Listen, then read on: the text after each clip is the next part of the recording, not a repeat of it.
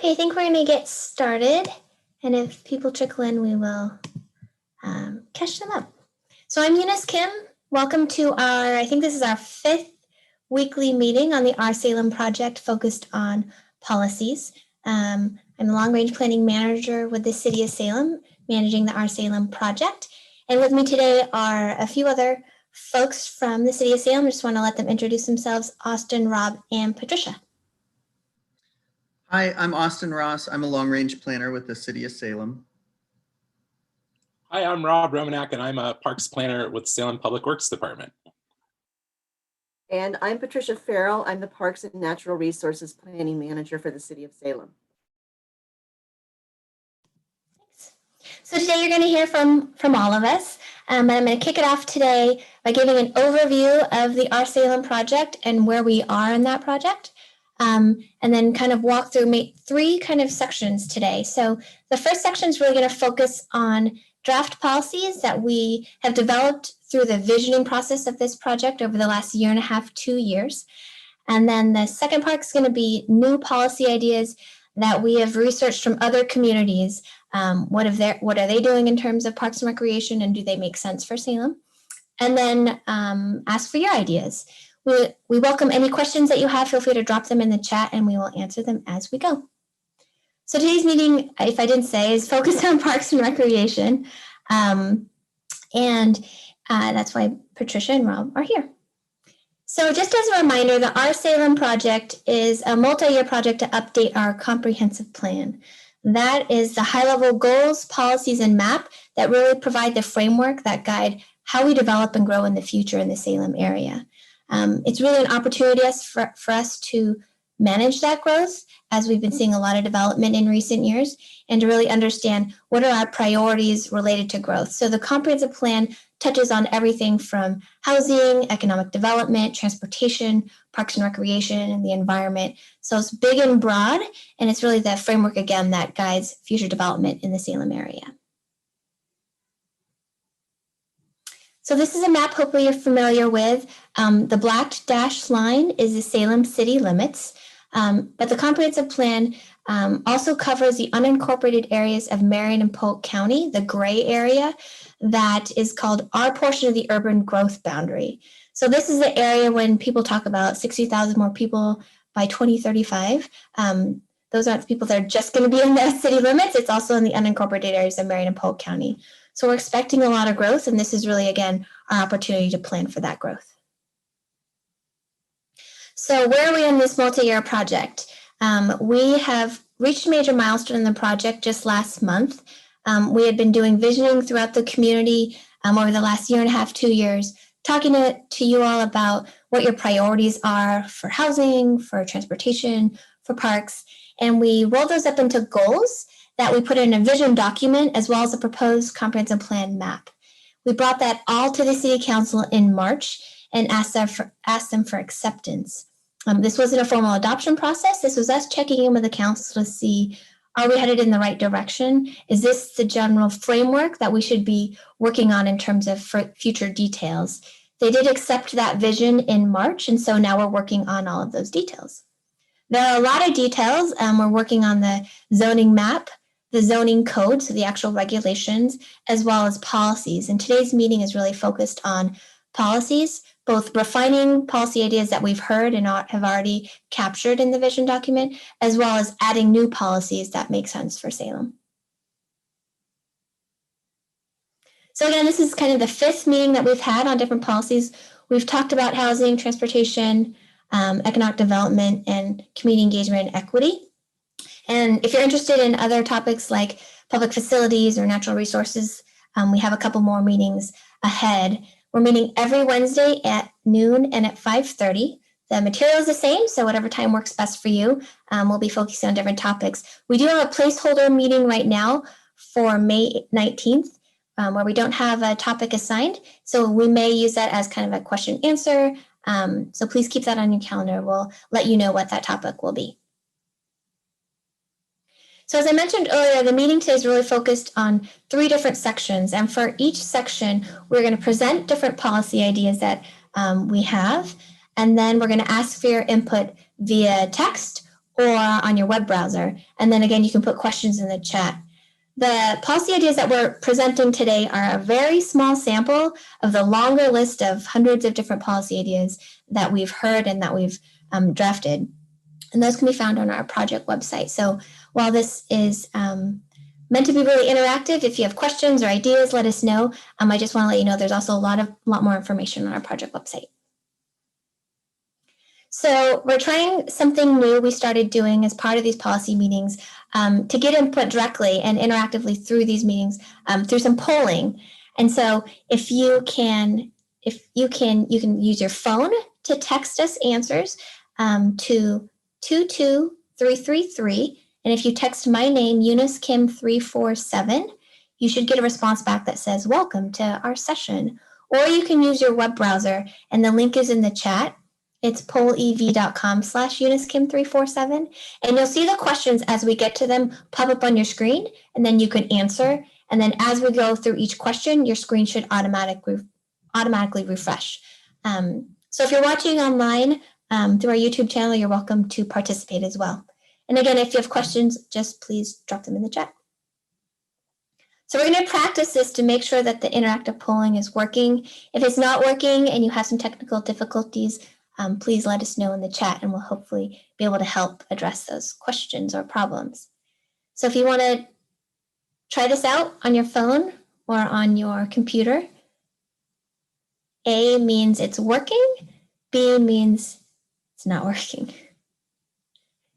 And it seems like there's 21 of us right now, at least on this Zoom call. Several of us are staff. So what do you think the magic number is, Austin? I counted 6 staff people, so I think we're looking at about 15 participants. Okay, at least from this call. Mm-hmm. So we have 7. Hopefully that doesn't mean it's not working for the rest. Oh, there we go. Someone said no. Is the technology not working? Is it buggy?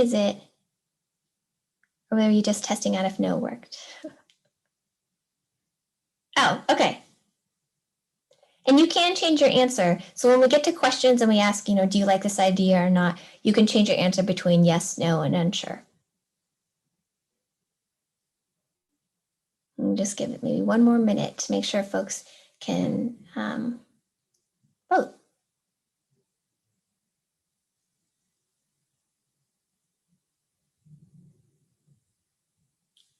Almost there.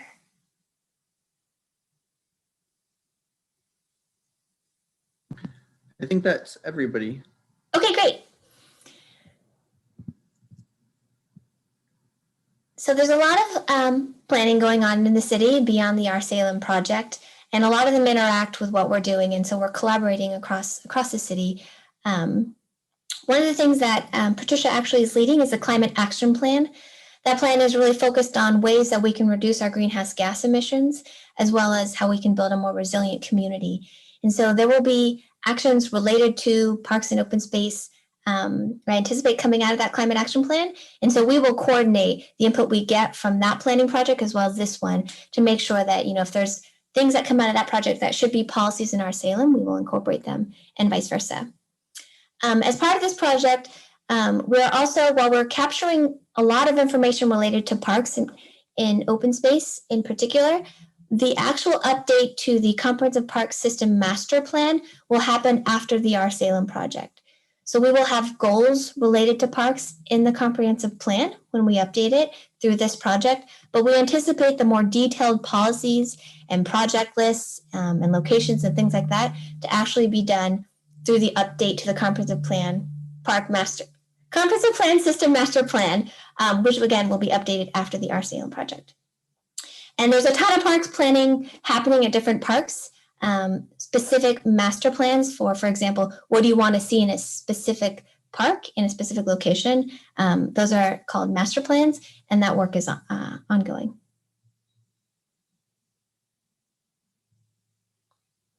So this is just a vision statement that came from that vision document and all the work that we've done throughout this project so far that really represents the shared priorities that we've heard in the community of what kind of you want Salem to be in the future. And so part of it does touch on open spaces and the environment. And so we just wanted to point that out. All of the goals and policies that we'll be talking about should further refine and provide detail to back that vision statement. And here's just a sample of some of the goals that we have related to parks and recreation. As you'll see, they're pretty high level, they're pretty big and broad. So there's a goal around making sure we have a comprehensive network of parks and recreation facilities, making sure that we're serving all ages and incomes, making sure that we're taking an equity lens when we look at needs for parks, as well as making sure that they're places where people can celebrate their identity and their diversity of this community and gather. And so these are, again, very big and broad. And so what we're looking to do today is kind of dive into those details. What does this mean? How do we accomplish it? What should those policies be that really support these goals? So with that, I'm going to hand it over to Austin, who's going to walk through some of our previously drafted policies. Thanks, Eunice. So as Eunice mentioned, we have a lot of policies that policy ideas that we heard from earlier phases of this project. So we heard a lot of things from the community and wanted to make sure that we included those in the vision that was brought to council in March. But we also want to make sure that we check in with the community again and test those ideas. So that's the first section of this voting that we're going to do. It's important to remember that we're not wordsmithing these ideas. It's more a test of the idea itself. You'll notice if you looked at the vision document that these ideas are even summarized from that document. So it's really about the concept and whether you like it or not. When we get to these ideas, you'll be able to vote for as many as you like. You won't be limited in the number of votes that you get. So it's also worth keeping in mind that this is a small sample of the total number of ideas that we have and are considering. So you can see that full list on the project website, and we definitely encourage you to check those out. It's also important to understand what some of the wording means. So if you see a word like encourage or incentivize or promote, that's talking about incentives to encourage people to do a thing. If you see words more like require, then that's more of a mandate about requiring people to do things. So it's important to understand when we're saying you will do this or this is an idea and we'd like to encourage it. So we'll jump into this first list of policy ideas.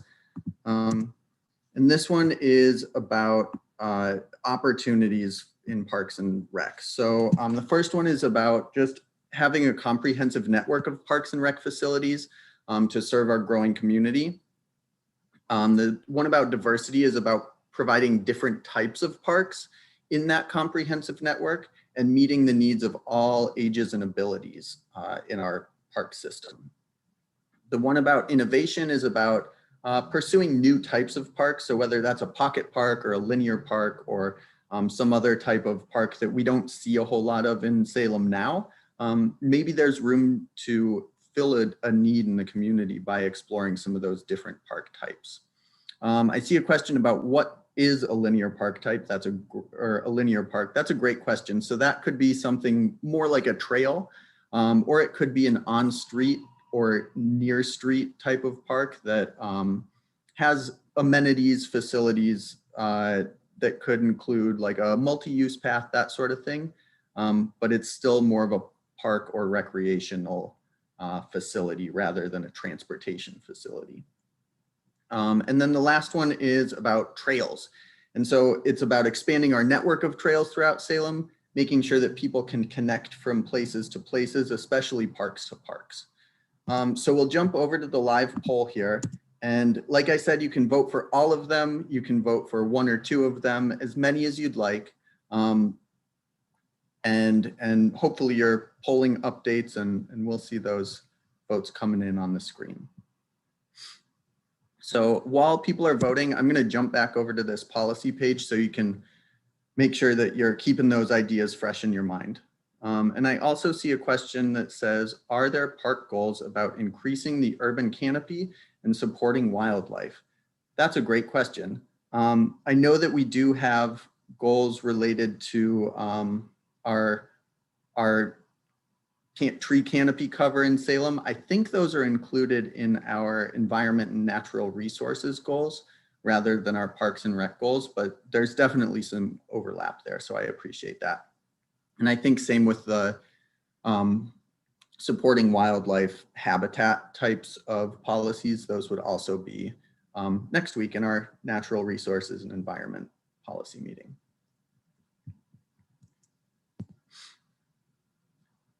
So it looks like quite a few votes have come in here. That's good to see. I'll give people just another moment here to log their votes. And like we mentioned, if anybody's having issues with the voting system, feel free to drop us a note in the chat and we'll do our best to troubleshoot with you.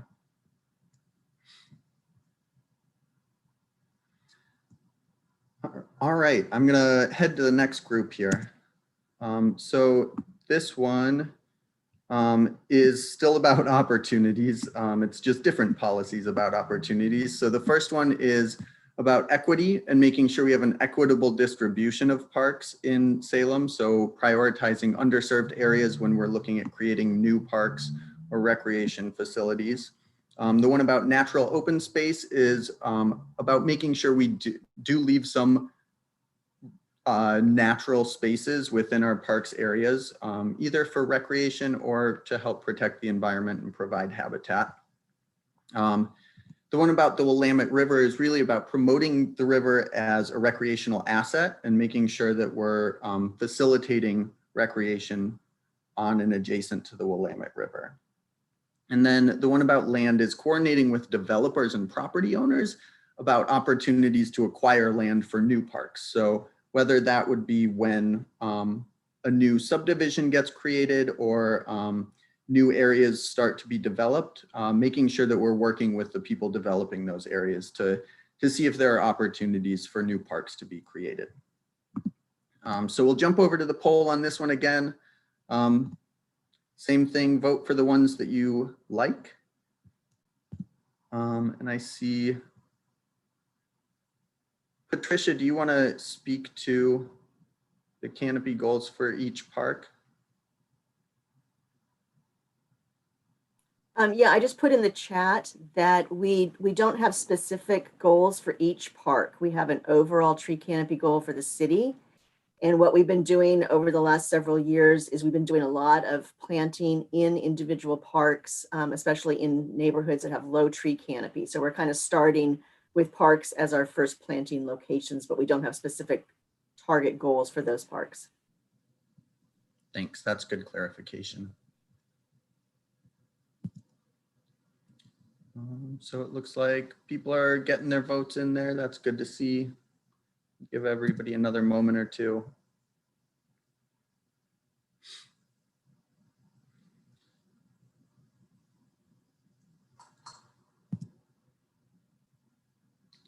I see a question that asks, can there be public-private partnerships for creating parks? Patricia or Rob, do you want to speak to that one?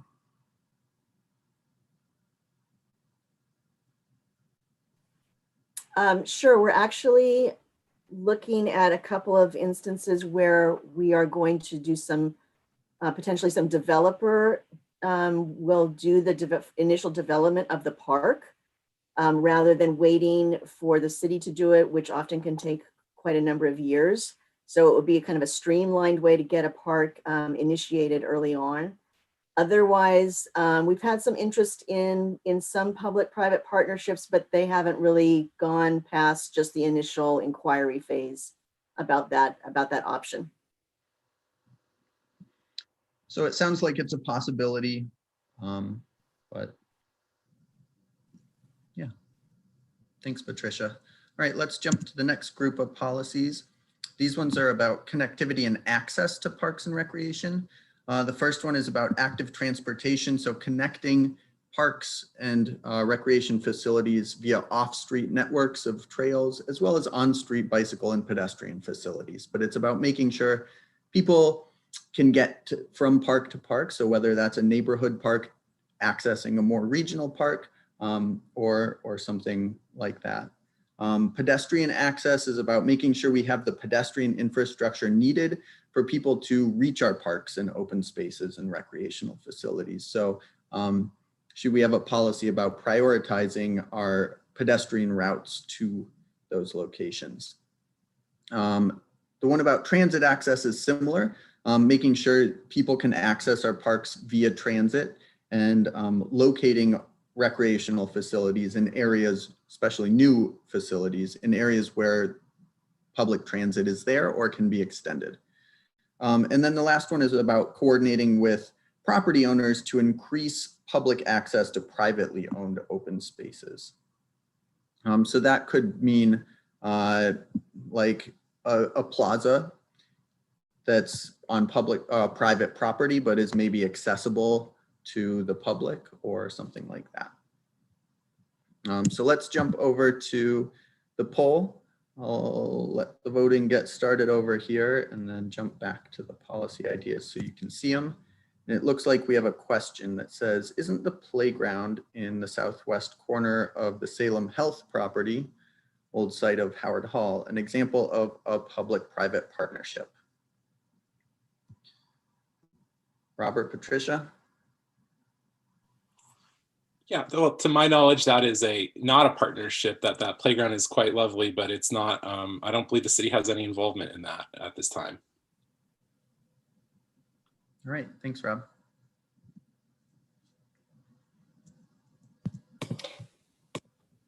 There's also a comment in the chat about focusing on the riverfront could conflict with the goal of creating equitable distribution of parks.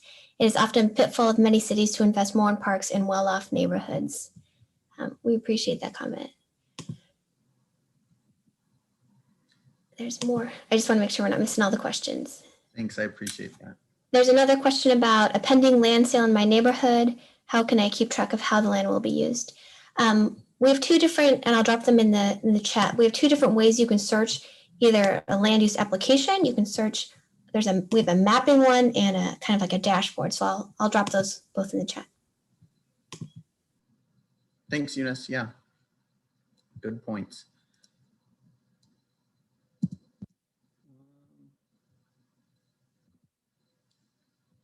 I'm not seeing a whole lot of additional votes come in here, so why don't we, oh, and as I say that, here come a few more. Give folks, one more moment. Amy, I'm not sure if that's the adaptive playground or not. Maybe Victor can answer that in the chat there for you. All right. So this next group is about community and culture. So the culture policy is about providing places in parks to celebrate diversity, heritage, neighborhood identity, making sure that our parks are reflecting the people who are using them. And then multi-purpose parks is about making sure that our parks can serve purposes like providing recreational opportunities, but also making sure we can use them for things like flood mitigation, habitat, educational space, even community gardens. So making sure that our parks are serving a multitude of needs. The one about gathering spaces is about providing space, especially covered space for people to gather in our parks and other public spaces. We've heard that that's a need in the community, and so we're trying to include that. And then the last one is about ensuring that our parks are safe through our design, our signage, and more. So making sure that parks are safe for all users. So we'll jump to the poll on this one. And I've seen a lot of activity going in the chat here, so see if I can catch up with all of that.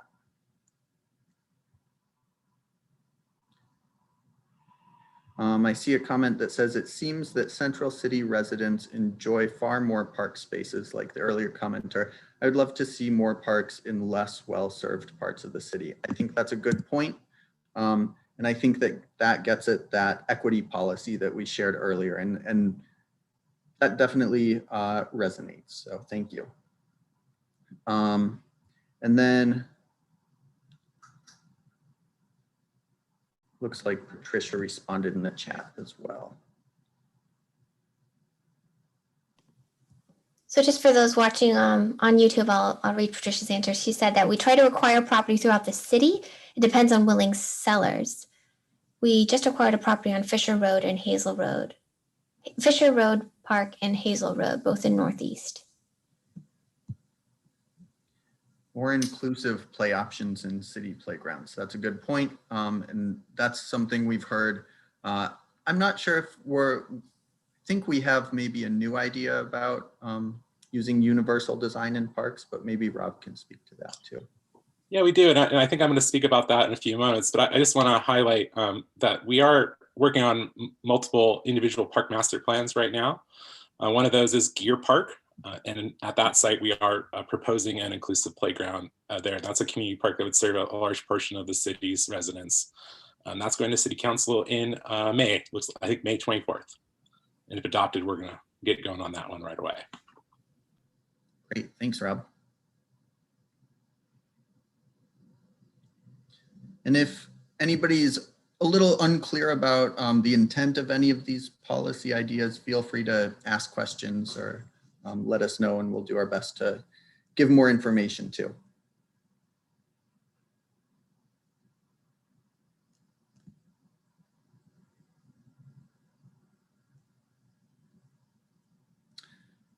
All right, we can keep on moving then, I think.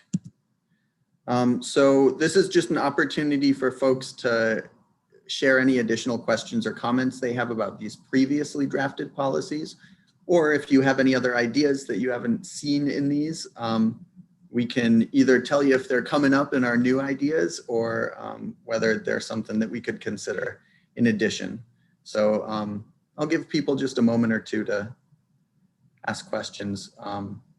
And you know, if it's taken a while to type it into the chat, you can go ahead and raise your hand and maybe you can just unmute too.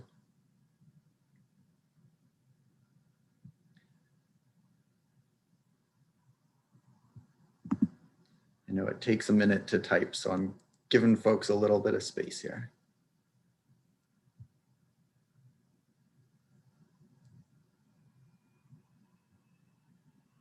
All right, well, if any other questions about these come up, feel free to drop them in the chat as we go.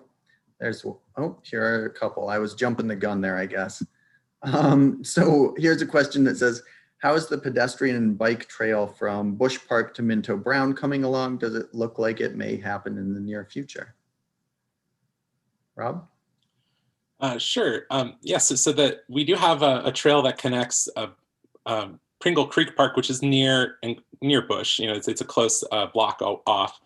It connects to Pringle Path, Pringle Trail, which goes through towards City Hall, and then the idea is that it would continue to Riverfront Park. We do have a gap between City Hall and Riverfront Park, and that is a project we have on the books. It's quite an expensive project. So it's just a matter of funding for that one. We went out for a grant recently, and unfortunately it doesn't look like that's going to be a successful grant application, but we are certainly working on that, and it is on our capital improvement plan. Great, thanks. Somebody mentioning the safety issue is tough. Is there a precedent for city parks and rec departments coordinating with local nonprofits to provide help for the homeless rather than just moving them elsewhere? Eunice or Patricia or Rob, do you want to speak to that one?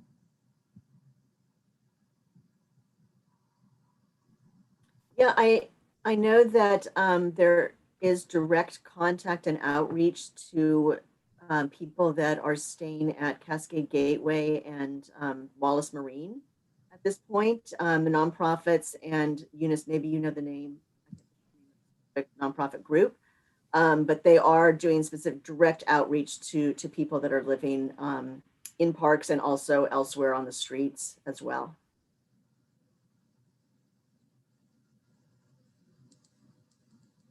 And there was another question, I'll just in the chat about the bathroom and about how important it is to have bathroom facilities at parks. When they've been closed to COVID, it's caused so many issues for people who rely upon these facilities. Yes, so just to make people aware that not Not all of our parks have bathrooms. Obviously, you know that, but neighborhood parks technically are supposed to serve people within a half mile of the park. And so we don't typically put restrooms in those parks. They're more in the larger parks, community and urban parks. And yes, it's been a real problem having them closed, I know.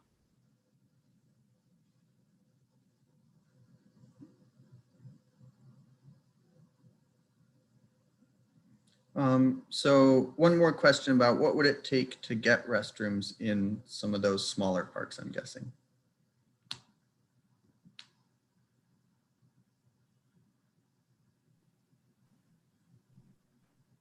Well, so I'll start, and then maybe Patricia can fill in. It would take a shift in our park design guidelines, because as Patricia just mentioned, certain types of parks, neighborhood parks specifically, the concept is you're going pretty close to home to recreate, so there isn't really a need for a restroom. And now our other parks, like community parks and urban parks, we do intend to provide restrooms. Now, if there was through the update to the comprehensive park system master plan that's going to come after our Salem, if through that process we changed course and we decided that all parks should have bathrooms, then it would just be a financial, it would just be money. Parks are quite expensive. They're probably, or excuse me, restrooms are quite expensive. They may be one of the most expensive features of a neighborhood park. So that would be a difficult financial challenge for us to get those implemented.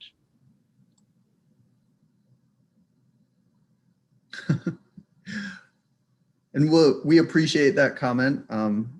Like I said, we use all the notes from the chat here to inform our work. So putting it in there is making yourself heard. So thanks for sharing that info.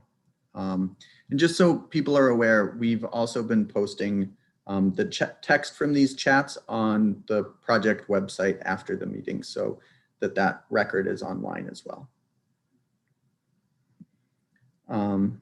Perfect. So I think I'm going to turn it over to Rob here, and he's going to shift gears towards some new ideas that we've borrowed from other cities. Thanks, Austin, and hello again, everyone. So yes, I think there's some 8 ideas we've selected to present today and get some feedback on. And this will be similar to the last segment of the meeting. We're going to have some polling interactive features here. So the first one here, titled Park Access, I'll read it here. It says, strive to provide park access for all residents through a 10-minute walk, 20-minute bike ride, and a 30-minute transit ride, and at least 40 minutes of recreational activity. So I'll kind of break this down quickly of what we mean. The reference to a 10-minute walk is pretty close to something we already have in our city plans, and that's the idea that we should have neighborhood parks distributed so you can have one within a half-mile walk or about a 10-minute walk from your home, so everyone can walk to a park close to their home.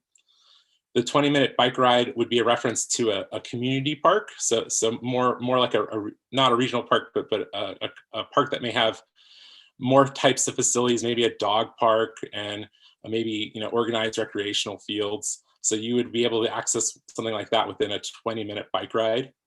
And then if you think about some of our more urban parks like Riverfront Park downtown, so the idea was that you could get to those within a 30-minute transit ride.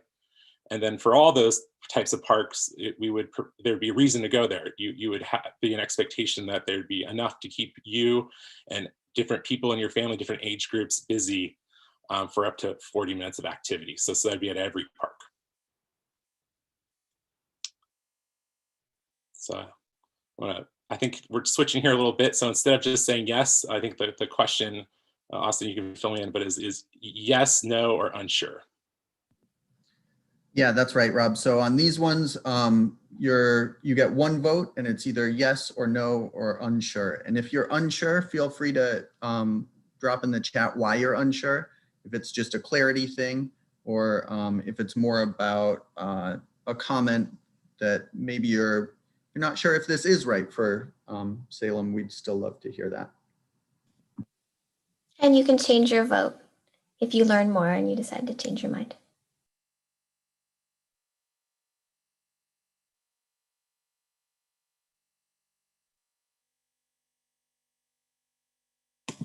Does anyone want to say why they're unsure or why they wanted to say yes or no, we welcome further details.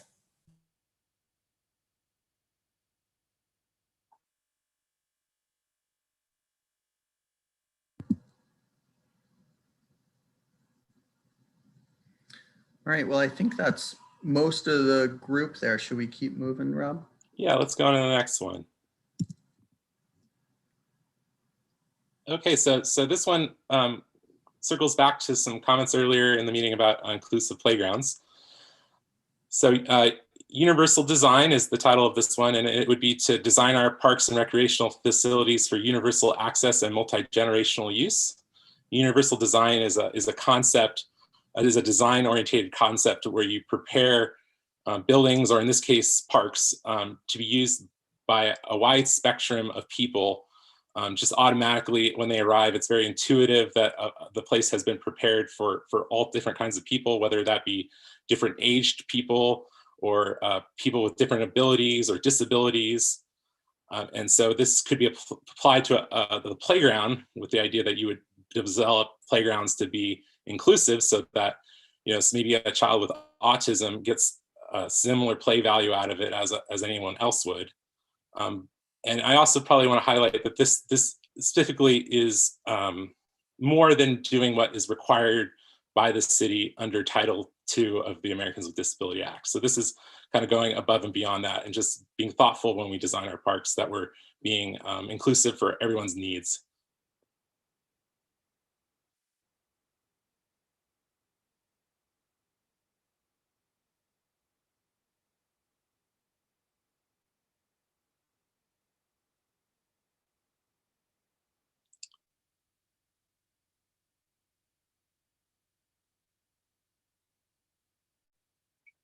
Okay, maybe just wait a couple more minutes here for people to make their selection.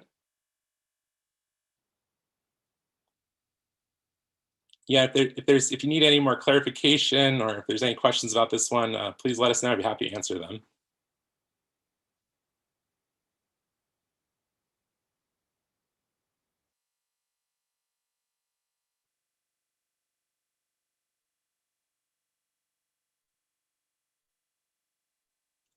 Okay, it looks like it's a little split, but there's a lean toward yes on this one.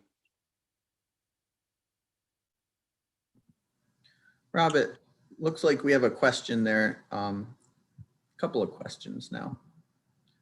The first says, I assume this would include exercise stations for oldsters, like are popping up in China and other places? Yeah, so adult exercise equipment in park, that would be a good kind of example. So there may be opportunities to design, you know, kind of hybrid play spaces that could be exercise for adults, play for kids, but it could really just be one thing. We are seeing some types of play / fitness equipment come out like that. And so once again, it's making sure that if you did do adult fitness equipment, you would make sure that you thought about every piece of equipment that you put in, that it would be used by a wide variety of folks. So you're not just thinking about, you know, certain groups that may be most physically fit, for example. And then the other one looks like a comment just saying that they love the way Bush Park is left a bit wild. So an appreciation for some natural open space within parks as well. Yeah, I really appreciate that comment. You know, our parks provide open space and have important natural areas in them. And that's something that we definitely try to manage for. And then our individual park master plans are very helpful in identifying those areas of parks. All right, let's keep going, huh? Yeah. Okay, this one is about safe access. So develop a safe routes to parks program to promote safe, active, and engaging ways to access parks. So many of you may be familiar with this idea of safe routes to school. It's a program that's been around for quite some time. So this would be kind of taking that concept and applying it to parks. So the city would have a program to promote the development of safe access routes. It could be other things as well. I've seen in other communities where they would put up wayfinding signage and essentially take the city sidewalks and designate routes to parks, you know, with signs, say, you know, take this walk and, you know, X amount of miles it would get you to this park. And so it's very identified, and it's almost like a recommended route by the city to access the park. So this could take many different forms.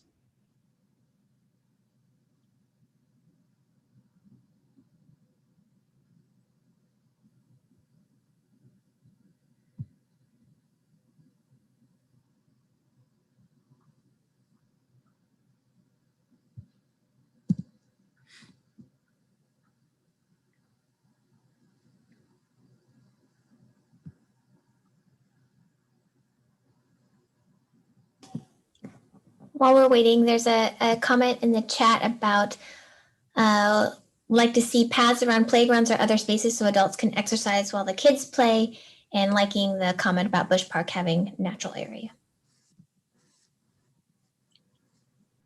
Yeah, I appreciate the comment. Yeah, we do hear that a lot, that, you know, while the kiddos are playing, it'd be nice to have something kind of visibly close by that the parents could do as well. So yeah, we do, I can appreciate that.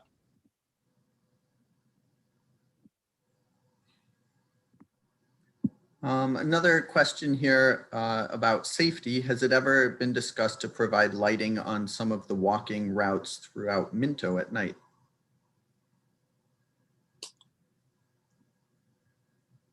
Yeah, I'll start to answer that one, and I'll pass it over to Patricia. You know, I think I'll introduce this one by saying it's important to keep in mind the park system has different kinds of parks that kind of gets different purposes. So we talked about neighborhood parks and urban parks, but Minto is a natural area.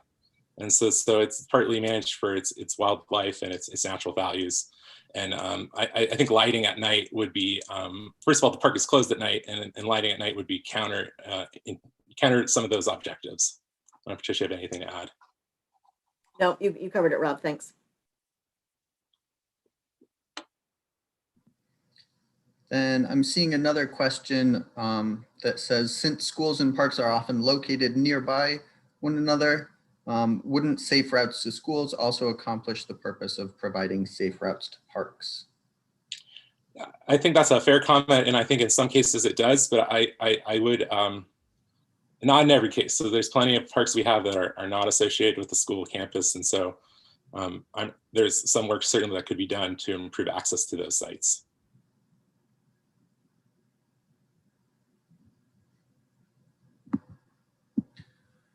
All right, should we keep going? Yeah. So this one is trail data availability. So develop a publicly accessible citywide geographic information system data set for trails. So you know, the city does not have a authoritative map of lines on a map where trails are located and they're city trails. So this one is simply about using a technology called geographic information systems. That's how the city maps its assets today, and that we would build out that system so it reported information about trails where they were. And then I think a step beyond that is that information would be publicly accessible to just residents, and then the city could prepare products to share with residents, like online maps or printed maps.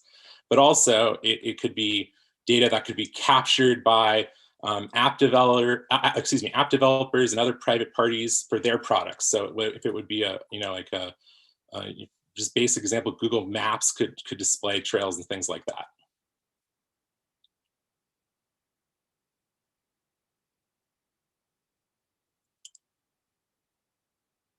And I should say that the city already has this for our park boundaries. So, you know, there is publicly available information about the boundaries, you know, what's identified as a park in the city. So this would just be applying that to the trail system.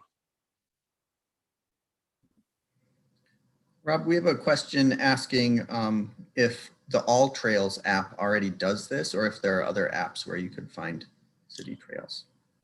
Yeah, I'm not familiar with that particular app, but I will say, so this is important to note that this is a new policy because it's something we don't have. The city doesn't have data that we have that is authoritative to us. And then there's all sorts of data out there developed by all sorts of folks. But this would be about the city saying this is officially a city trail.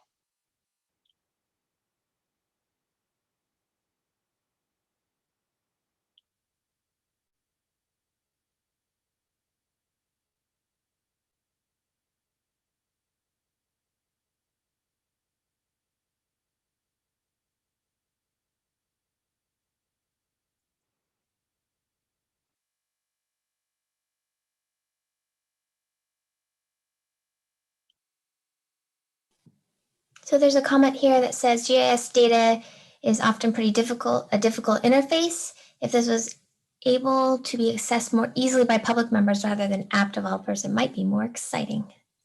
Yeah, this is a great question, or a great comment, I should say. So I guess this is just the first step, right? So we can't make easy to understand or intuitive maps or share information with the public unless we have that information to share. So this is kind of a step. It would serve all the purposes I mentioned earlier. The city could make its own maps, certainly, and we could do a lot to improve the sharing of that information. And then also it goes all the way up to kind of more high-tech ways that the city makes data available to app developers and others. I see there's there's a lot of unsure here. So I'd be good to know why. Maybe there's concerns this isn't a great use of the resources. I'm not quite sure. Can I speak to my unsure? This is Virginia. Sure. Sure. Awesome. So normally I am all for better information communication, right? Which this is kind of where I feel like that lands. But for me, I'm so much more excited about the different things that we've talked about as far as like improving the connections to it or the resources at the parks compared to, this kind of trail data. Does that make sense? So I would rather see the focus of effort and resources go to the first couple of things that we've been talking about, and this kind of maybe come up at the end. I don't know if that is the way anybody else is feeling about it.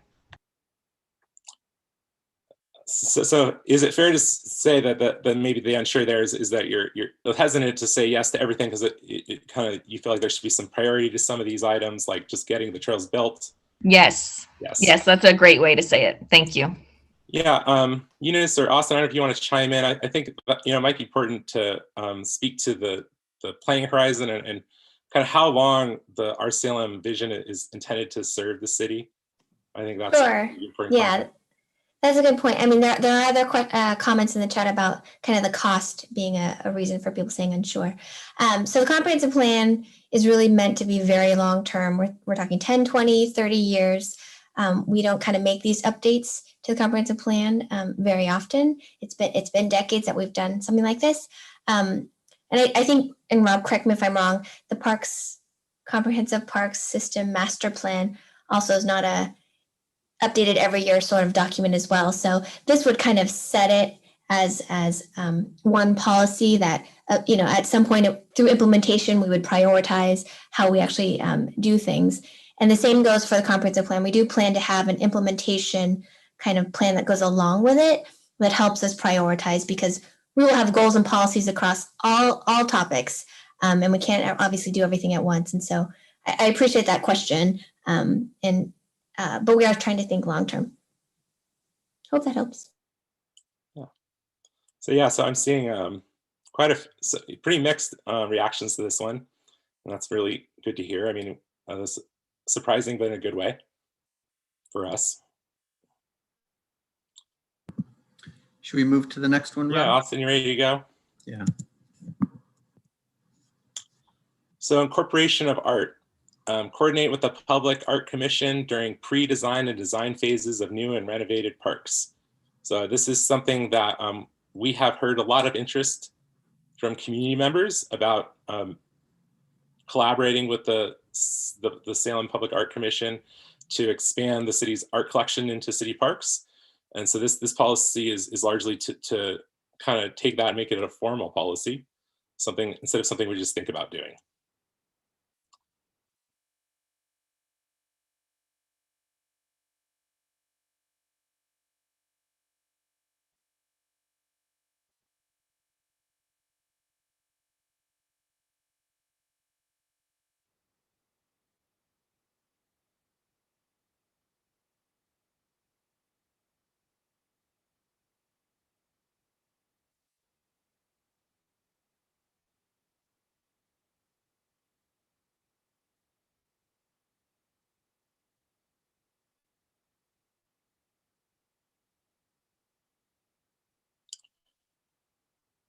I saw a couple unsure. So again, if you feel like commenting on why you were unsure on that, it would be great to hear that.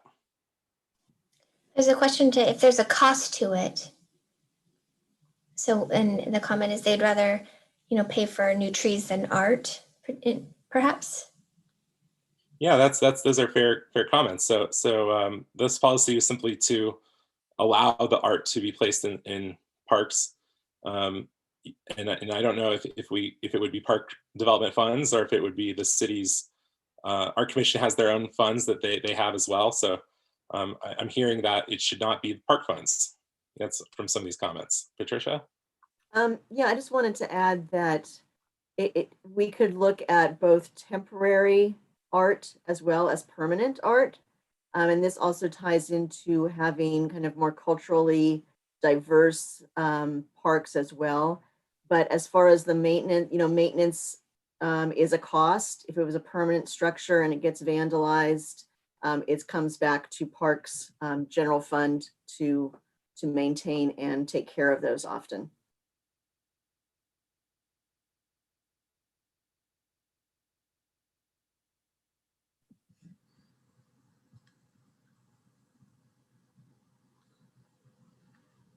All right, so there's a comment that says, if it supports local artists within our city, I can see it being beneficial.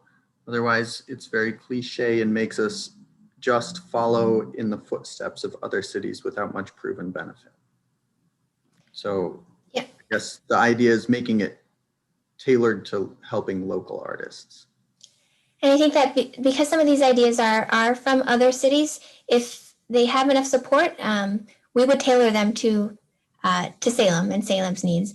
I will say that through a lot of our neighborhood planning that we did prior to our Salem project, we've heard that parks are natural gathering spaces for communities and neighborhoods, and to the extent that they can be kind of personalized to the neighborhood and really celebrate those neighborhoods and the diversity and culture of the neighborhoods, including through art, is something that we've heard as a desire. But I hear those concerns. We would have to tailor this, it sounds like, because it seems pretty split.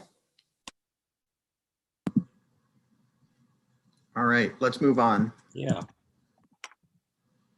All right, demonstration gardens. So again, this is an idea we've taken from this is a popular idea in other cities. So it would be to encourage demonstration gardens to increase awareness of water, habitat, and energy conservation best practices. So these would be parts of parks prepared to mimic what you could maybe do at your own home to conserve resources, whether that be like maybe a low water use landscape, or what we already are doing in some of our parks is that we're establishing pollinator habitat or pollinator gardens, so we could provide more interpretation of what we're doing with those, so people can take those ideas back home, and so basically we're just showcasing what you could do yourself at home as a way to promote conservation.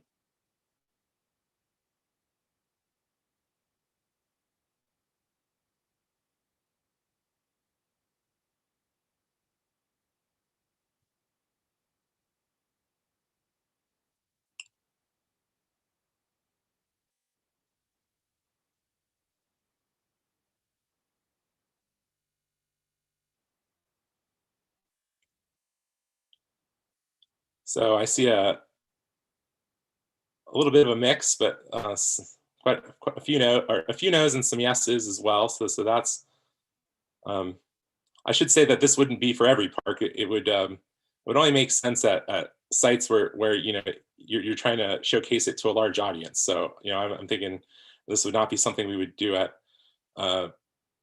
We might put pollinator gardens in neighborhood parks, but we may not showcase them in the ways we might maybe at a community park as an educational item.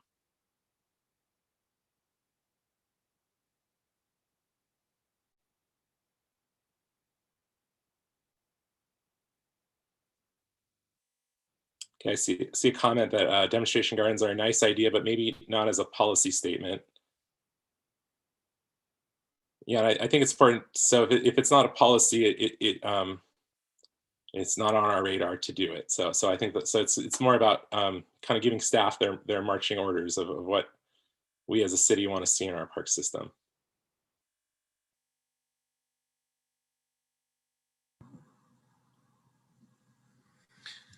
All right, should we go to the next? Yeah. Okay, park ranger. Expand the park ranger program to all parks to protect resources, foster awareness and stewardship, and to provide public safety. So the city started a pilot park ranger program a few years, Minto and Riverfront Park, I think Wallace. And that's expand a little bit over the year, but this idea would take it further. It would expand it to all parks, to provide someone in the field whose job is to make contact with park users and to make sure that these are safe, inviting places, and there's awareness of what needs to be done to take care of our parks. And it could be a good resource for our community.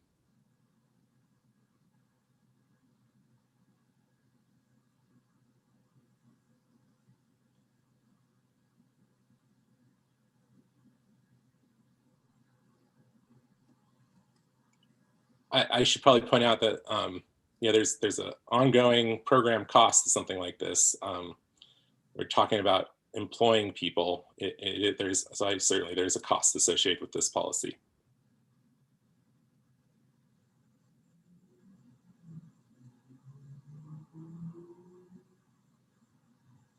Rob, I see a question asking about the park ranger pilot program. Yeah, so the city currently has a park ranger, and he spends his time at multiple park properties. I think you would mostly see him at Minto, Brown Island Park, Riverfront Park, and Wallace Marine Park, although I do believe he now goes to other parks as well. And Rob, would this policy just be about having a ranger in the big parks or in every park? Yeah, so this policy is about expanding that program to be the system-wide. So the ranger could go to any park that had an issue.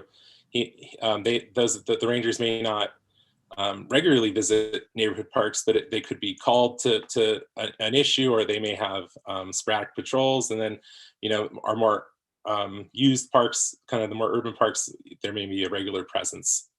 So this would be to expand a pilot that we have at some parks to broader across the city.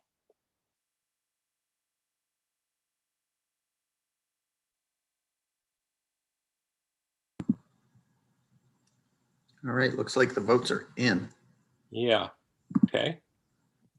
All right, next one. Okay, this is the last one, and this is I think a really important one. And the example we took is from the city of San Diego. It's all about equity. It's about park access and equity metrics. So it reads here: use measurable criteria to prioritize future capital investments, including metrics that gauge equity. And then below it says age and condition of existing parks, parks capacity and recreational value relative to surrounding density, accessibility via walking, biking, transit, and more. So today, the city's policy is that we look at park access, we look at this half-mile radius. So I might have mentioned this earlier, with the idea that everyone should have access to a neighborhood park within a half-mile walking distance, or about a 10-minute walk. So that's like one way you can measure park need. And this policy is about expanding that. So we would still do that, but as well, to add on, we would also look at what's actually in the parks. How old is the equipment? What condition is it in? What kind of recreational value is at different parks?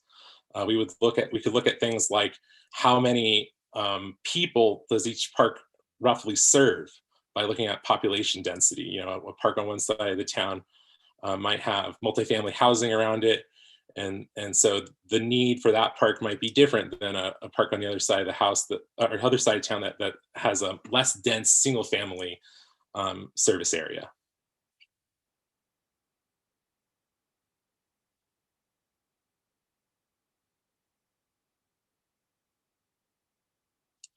Yeah, so again, this one is all about taking maybe what now is like a one-dimensional way that we look at park need, and measuring need in different ways so that we can have a multi-dimensional view of what we consider to be park need.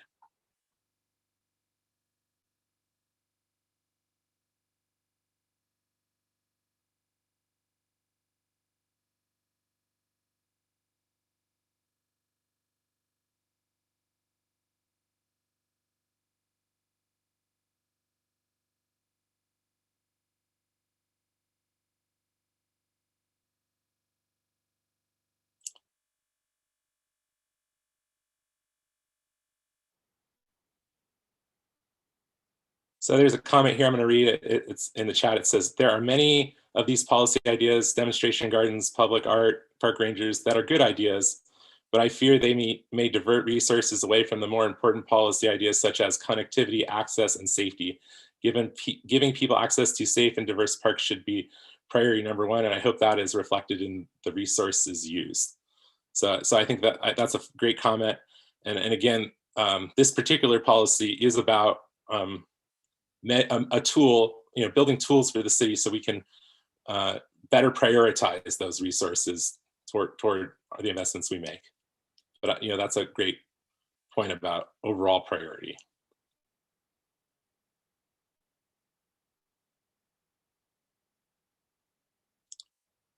So yeah, I'm seeing some yeses and at least one no and one unsure. So this is definitely sounds like this is something we should continue to consider. If you would want to share either right in chat or after the meeting, maybe some input on why you may have voted no or unsure, we'd be happy to hear that. All right, ready to move forward? Yeah, I think that was the last one. So questions or comments on those new ideas?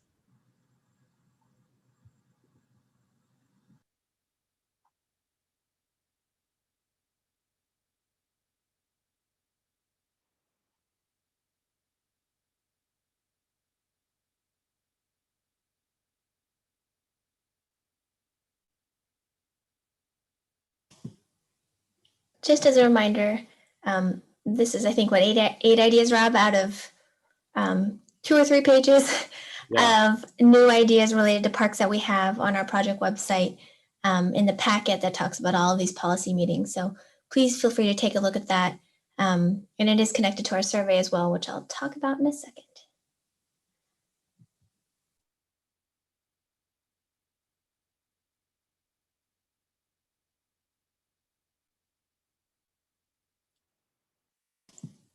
Maybe we can move on if folks have questions, you can drop it in the chat. Oh, last, there's a quick chat that says priority should be green spaces, safety, and equity. Others are add-ons that are nice, but shouldn't jeopardize the core priorities.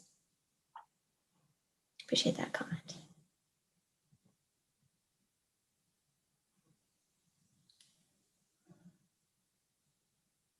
Looks like there's other people agreeing with Dan, with the other 2 comments about what the priority should be overall for parks.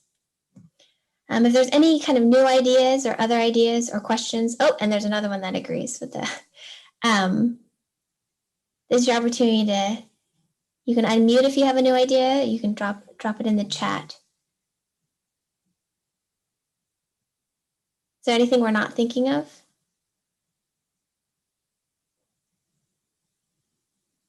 There's a comment here, you can't talk about parks without talking about people who are experiencing homelessness and are camping in city parks.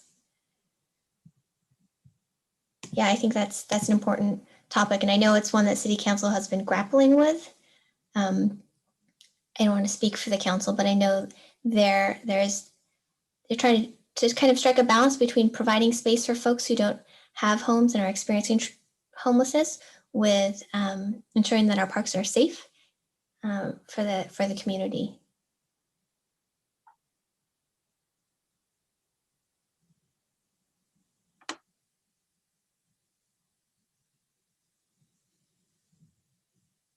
Do you want to move on, Austin?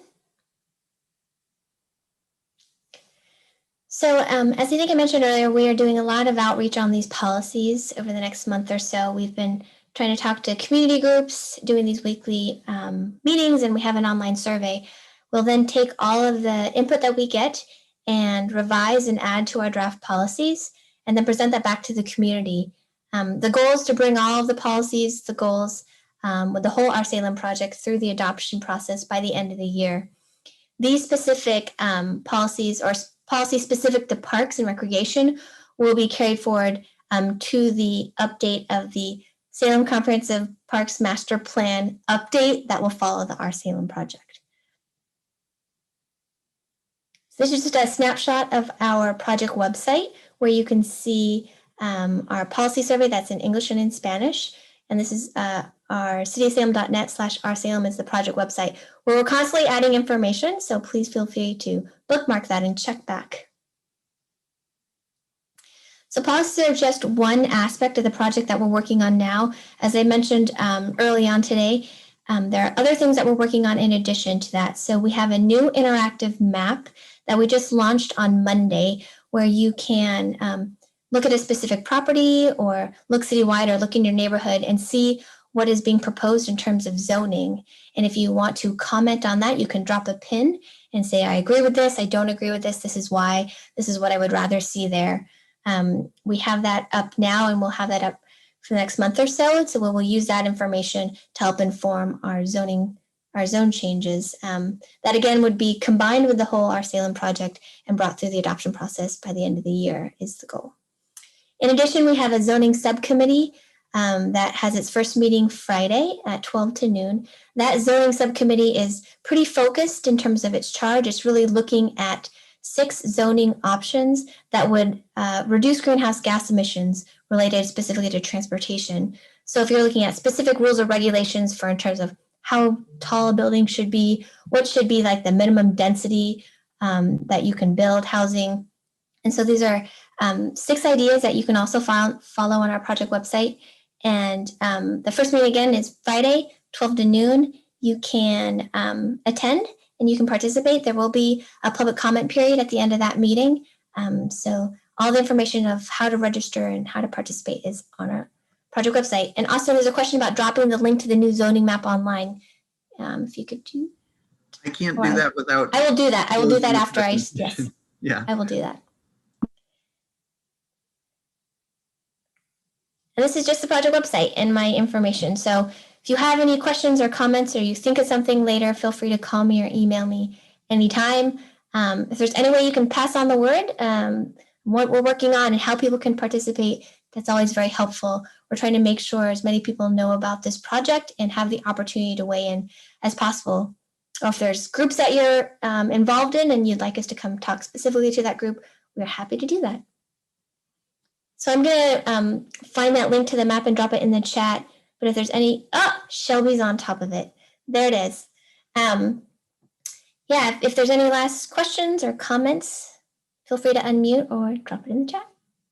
And thank you. Hi, Patricia. Can I just add a plug for the climate action plan here? Yes. So the next task force meeting will be on June 23rd, and you can watch it on the city's YouTube channel live. And also it's going to be about the implementation of the various strategies that we've received from the public and from the task force. So we have, I think, over 200 different ideas. And so we're going to be talking about kind of how to implement some of those, and they relate to parks and a lot of the zoning or density and walkability and connectivity. So there's definitely a lot of overlap between the two efforts. So I encourage people to be engaged with that. Also, they can go to salemclimateactionplan.com and get information. Thanks. Great. There's a question in the chat. At one time, the city had a large inventory of undeveloped parks. I imagine it still does. How are those shown on the Our Salem maps? So we don't have undeveloped, but we have, actually, Rob, I should let you answer that. We did try to redesignate some of those parks on our map to parks, open space, and recreation. But I'm not sure if we're showing, oh, go ahead. Yes, so that's correct. So the proposed zoning map, I think there has been an effort, certainly most parks to being rezoned to an appropriate park land use, if that's what they are. Beyond that, we do have our GIS system that has all our park boundaries. So if you want to see all our parks on a map, you can do that on the city's website. We have a park finder app, so you can see where all they are. Great, thanks. Any other last questions or comments? And if you're interested in, I know there's some discussion about trees. We are going to be talking kind of about natural resources, the environment, including our urban canopy at our next meeting next week. on Wednesday. So feel free to come back and join us. There's nothing else. I just want to say thank you for coming. Feel free to come again tonight, 5:30. Rob, Patricia, Austin, thank you so much. Thanks for coming.